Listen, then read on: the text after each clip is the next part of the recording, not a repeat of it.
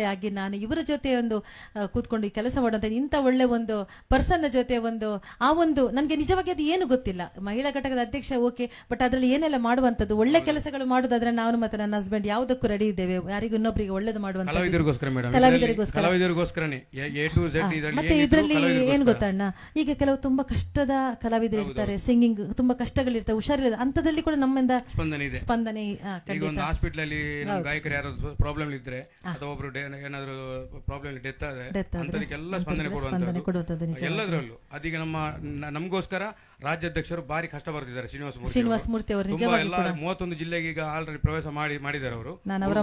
ಕೊಡಗು, ಮಂಗಳೂರು ಮೊನ್ನೆ ಆಗಿದೆ. ಅವರ ಹೆಸರು ಕೇಳಿದ್ದೇನೆ ನಾನು. ಒಳ್ಳೆ ಜನ ಅವರು, ಕಲಾವಿದರಿಗೋಸ್ಕರ ಅವರು ಕಷ್ಟ ಬರ್ತಿದ್ದಾರೆ. ರಾತ್ರಿ ಆಗಲಂತ ಹೇಳಿ ನಿದ್ದೆ ಸಹ ಇಲ್ಲದೆ ಫುಲ್ ಜರ್ನಿ. ಮೊನ್ನೆ ನಮ್ಮ ದಕ್ಷಿಣ ಜಿಲ್ಲೆಗೆ ಬಂದು ಹೋದ್ಮೇಲೆ ಶಿವಮೊಗ್ಗ, ಹುಬ್ಳಿ, ಬೆಳಗಾಂ ಆ ಕಡೆ ಇದ್ದಾರೆ. ಇವಾಗ ತುಂಬಾ ಕಷ್ಟಪಡಿದೆ. ಅಂದ್ರೆ ನಮಗೆ ಕಲಾವಿದರಿಗೋಸ್ಕರ ಮೇಡಮ್ ಎಲ್ಲದರಲ್ಲೂ ಒಂದು ಸಂಘಟನೆ ಇದೆ. ನಮಗೆ ಕಲಾವಿದರಿಗೆ ಈಗ ನಮ್ಮ ದಕ್ಷಿಣ ಜಿಲ್ಲೆಯಲ್ಲಿ ಇರಬಹುದು, ಅದು ದಕ್ಷಿಣ ಜಿಲ್ಲೆಗೆ ಮಾತ್ರ ಸೀಮಿತ. ಇವರು ನಮ್ಮ ಶ್ರೀನಿವಾಸ ಮೂರ್ತಿ ಅವರು ಹೇಗಿದ್ದಾರೆ, ರಾಜ್ಯಾಧ್ಯಕ್ಷ ಆಗಿದ್ದಾರೆ ಅವರು, ಆಲ್ ಕರ್ನಾಟಕ ಸೀಮಿತ ಮೇಡಮ್. ತುಂಬಾ ಸಪೋರ್ಟ್ ಇದೆ ಅವ್ರದ್ದು ಕಲಾವಿದರಿಗೋಸ್ಕರ. ಒಳ್ಳೆ ಒಂದು ಸಹೃದಯ ಅವರು ಕೂಡ.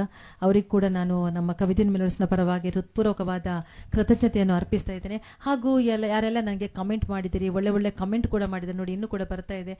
ಜ್ಯೋತಿ ಪ್ರೇಮಾನಂದ ಕಂಗ್ರಾಚುಲೇಷನ್ಸ್ ಹೇಳ್ತಾ ಇದ್ದಾರೆ ತಮಗೆ, ಸರ್ ಥ್ಯಾಂಕ್ ಯು. ಆಮೇಲೆ ಹರೀಶ್ ಪುತ್ತೂರ್ ಅವರು ಓಲ್ಡ್ ಕನ್ನಡ ಸಾಂಗ್ ಆಯ್ತು, ನಮ್ದು ಆಲ್ರೆಡಿ ಆಯ್ತು.